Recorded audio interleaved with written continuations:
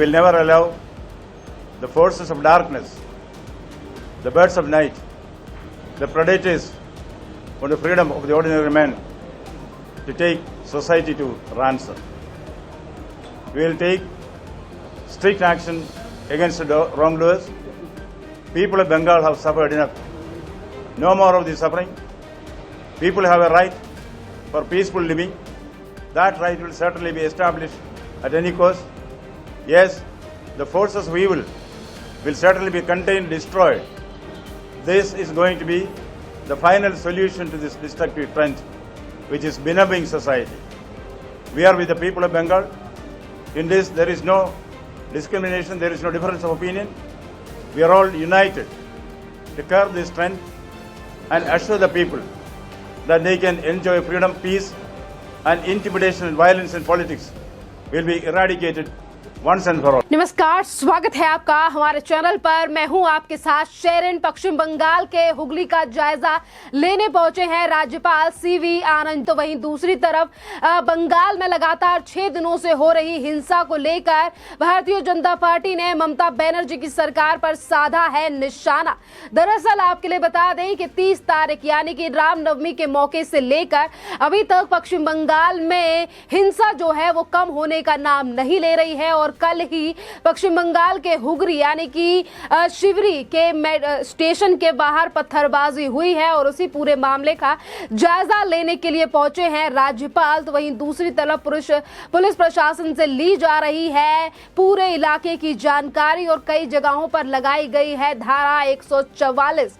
पश्चिम बंगाल के इन हालातों को लेकर आज लगातार सवाल खड़ा हो रहा है ममता बनर्जी की सरकार पे। तो वहीं दूसरी तरफ अगर रिपोर्ट बनाई जाती है राज्यपाल की तरफ से तो केंद्र सरकार जल्द ही लगा सकती है पश्चिम बंगाल में राष्ट्रपति शासन, क्योंकि ये सारी चीजें डिपेंड करती हैं आज की रिपोर्ट पर कि क्या रिपोर्ट बनाई जाएगी राज्यपाल की तरफ से। क्योंकि राज्यपाल हुगली पहुंच चुके हैं, पुलिस प्रशासन और तमाम जो वहां पर सुरक्षा कर्मी मौजूद हैं सभी से बात जो है वो की जा रही है और अपने एक प्रोग्राम को कैंसिल कर पहुंचे हैं राज्यपाल हुगली का जायजा लेने के लिए। क्योंकि इस समय पर पश्चिम बंगाल में हालात जो हैं वो काफी ज्यादा करीब हैं। लगातार पत्थरबाजी, नारे और लोगों की जान जो है वो जा रही है। तो इसी बीच राज्यपाल ने एक बड़ा बयान भी दिया है और उन्होंने कहा है कि जितने भी दंगाई हैं, आरोपी हैं, किसी को बख्शा नहीं जाएगा। हम पश्चिम बंगाल की जनता के साथ खड़े हैं और सभी के ऊपर कार्रवाई की जाएगी।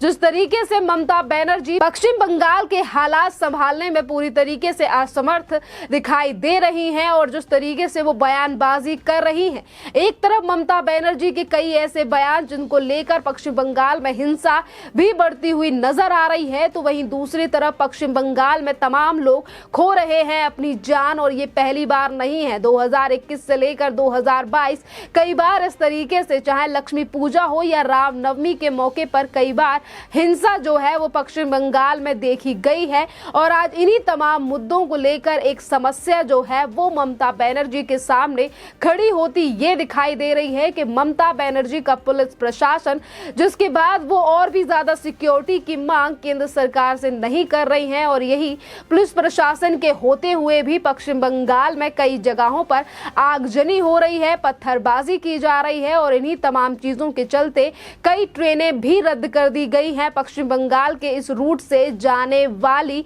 इन तमाम चीजों को लेकर आज जो चिंता है वो जताई गई है राज्यपाल की तरफ से और इसीलिए अपना उन्होंने एक प्रोग्राम कैंसिल करके जो कि 6 तारीख तक चलने वाला था दार्जिलिंग में, उस प्रोग्राम को कैंसिल करके यानी कि उस प्रोग्राम को छोड़कर हुगली पहुंचे हैं राज्यपाल। और क्या रिपोर्ट बनाई जाएगी और गृह मंत्रालय को सौंपी जाएगी, इस पर सभी की निगाहें जो हैं वो टिकी हुई है। तो वहीं दूसरी तरफ केंद्रीय मंत्री गिरिराज सिंह ने भी ममता बनर्जी की सरकार पर निशाना साधा है और कहा है क्या ममता बनर्जी पश्चिम बंगाल को कश्मीर बनाना चाहती हैं। जी हां, कश्मीर का जिक्र इसीलिए किया गया है कि आज बेशक कश्मीर में हालात जो है वो बेहतर हों, क्योंकि वहां पर लगातार जो है वो केंद्रीय एजेंसियों के साथ साथ हमारी जो भारतीय सेना है वो हालातों को बढ़िया बना रही है। पर धारा 370 के हटने से पहले कश्मीर के हालात भी काफी ज्यादा बदतर थे और उसी कश्मीर का नाम लेकर आज निशाना साधा गया है गिरिराज सिंह की तरफ से ममता बनर्जी की सरकार पर और पूछा गया है क्या ममता बनर्जी पश्चिम बंगाल को कश्मीर बनाना चाहती हैं।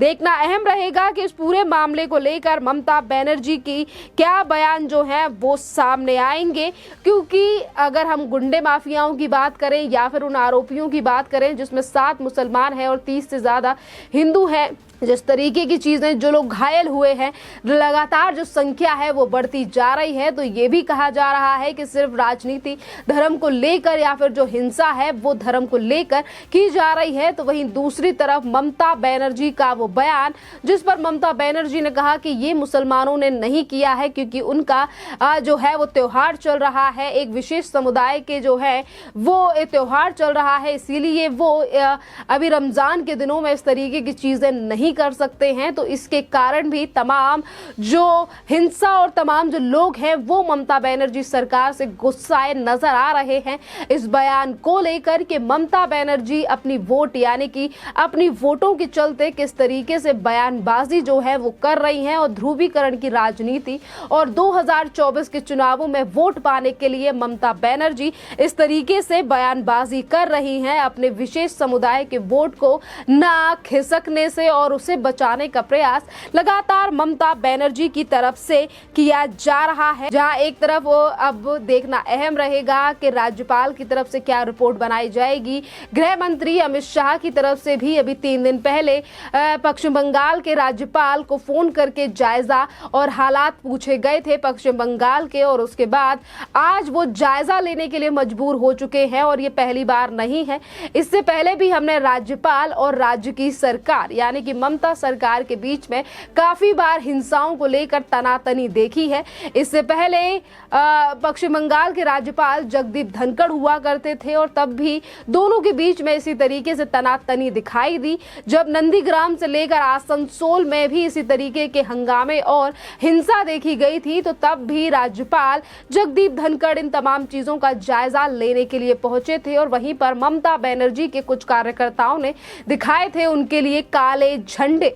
आज ममता बनर्जी की सरकार पर लगातार सवाल खड़ा हो रहा है क्योंकि इससे पहले जब पंजाब में हालात खराब थे तो पंजाब के मुख्यमंत्री भगवंत मान ने खुद केंद्र सरकार से मदद मांगी थी और वो दिल्ली आए थे और उन्होंने कहा था कि हमें ज्यादा सुरक्षा बल की जरूरत है पंजाब में हालात संभालने के लिए। पर इस तरीके से कोई भी अपील जो है वो ममता बनर्जी की सरकार की तरफ से केंद्र सरकार से नहीं की गई है कि पश्चिम बंगाल में हालात खराब है, ज़्यादा सुरक्षा जो है वो मुहैया कराई जाए। तो 2 तरीके के जो नतीजे हैं वो इस यानी कि जो जायजा लेने के लिए पहुंचे हैं राज्यपाल, इसके बाद 2 ही चीजें निकल कर सामने आ सकती हैं। क्योंकि पहले रिपोर्ट अगर अपनी शक्तियों का इस्तेमाल करते हुए राज्यपाल कोई भी रिपोर्ट बनाते हैं इस पूरे मामले को लेकर, जो कि हिंसा आज पश्चिम बंगाल में हो रही है, तमाम जगहों पर धारा 144 लागू कर दी गई है इसी हिंसा से बचने के लिए, क्योंकि काफी लोगों की जान जो है वो इस पूरे हिंसा और पत्थरबाजी के चलते गई है। ममता बनर्जी हालातों को सुधार नहीं पा रही हैं और ना ही तो संभाल पा रही हैं और इसीलिए अब ममता बनर्जी की सरकार पर एक बड़ा सवालिया निशान यही खड़ा होता है कि अगर वो शासन और व्यवस्था नहीं संभाल सकती हैं तो क्या वहां पर राष्ट्रपति शासन लगा देना चाहिए। क्योंकि भारतीय जनता पार्टी और नेता प्रतिपक्ष नेता यानी कि शुभेंदु अधिकारी की तरफ से भी ये मांग की गई है कि पश्चिम बंगाल में राष्ट्रपति शासन लगा देना चाहिए। तो वहीं दूसरी तरफ स्मृति ईरानी के साथ साथ तमाम लोगों ने ममता बनर्जी के ऊपर और ममता बनर्जी के इस पूरे बयान को लेकर निशाना साधा है और कहा है कि सिर्फ ध्रुवीकरण और राजनीति के चलते ममता बनर्जी इस तरीके से जो है हिंसाएं करा रही हैं। और इसी के साथ स्मृति ईरानी ने यह भी कहा कि रामनवमी के जुलूस के दौरान हुई हिंसा को लेकर पश्चिम बंगाल की ममता बनर्जी को लेकर उन्होंने कहा कि जुलूस के दौरान पथराव करने वालों को क्लीन चिट देने का आरोप लगाया है ममता बनर्जी के ऊपर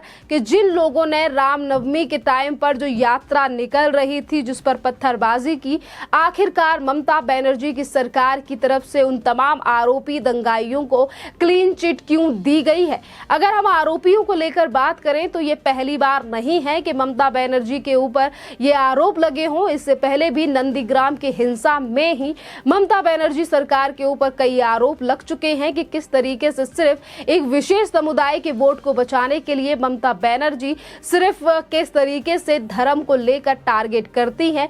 चाहे फिर रामनवमी के मौके पर उनके अलग बयान होते हैं और वही रमजान के मौके पर उनकी बयानबाजी कुछ और ही रहती है। और आज उसी मुद्दे पर भारतीय जनता पार्टी से लेकर पश्चिम बंगाल की जनता ममता बनर्जी को लेकर सवाल उठा रही है। खैर, इस पूरे मामले पर आपकी जो भी राय हो आप हमें कमेंट करके जरूर बताइए। धन्यवाद।